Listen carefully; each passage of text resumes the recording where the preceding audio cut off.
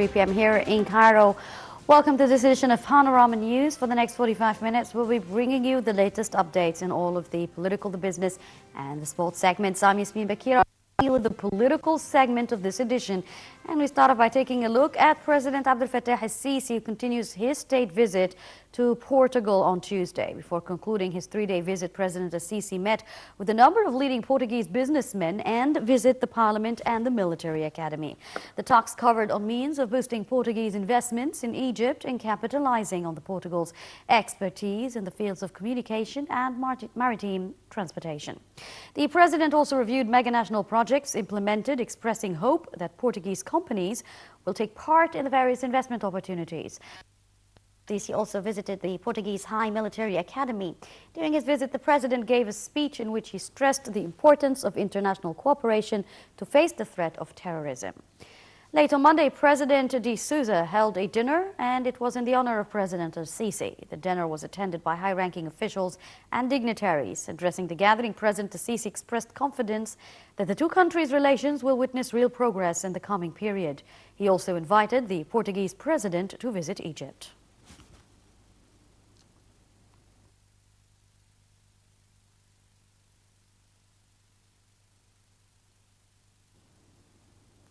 On the sidelines of President Abdel Fattah al-Sisi's visit, Foreign Minister Sameh Shoukry held a meeting on Monday with his Portuguese counterpart Augusto Santos in the Portuguese capital of Lisbon. Foreign Ministry spokesman Ahmed Abu Zaid said that the talks tackled a number of files as well as means of enhancing bilateral relations in all spheres. They also discussed to follow up with what President al-Sisi and the Portuguese president had agreed upon to achieve a quantum leap in bilateral relations.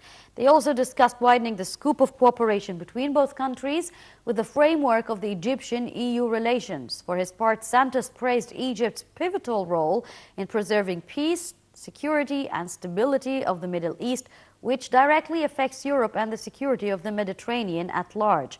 He said that his country is keen on strengthening partnership between the European Union and Egypt, which he described as a cornerstone in achieving regional stability.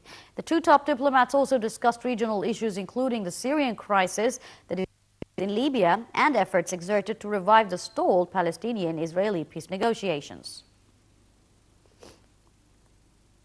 Moving to the domestic scene, Prime Minister Sharif Ismail met on Tuesday with a delegation of parliamentarians for talks on the crises in Nubia area in Upper Egypt. During the meeting, Sharif stressed on the importance the government gives to Nubia, pointing out that 270 million Egyptian pounds were allocated for development projects in the area. Addressing the crisis related to an area of 12,000 fadans, the Prime Minister confirmed that Nubian people have priority for ownership in the region. Court of Cassation overturned on Tuesday a life sentence against ousted President Mohamed Morsi of the Brotherhood Organization.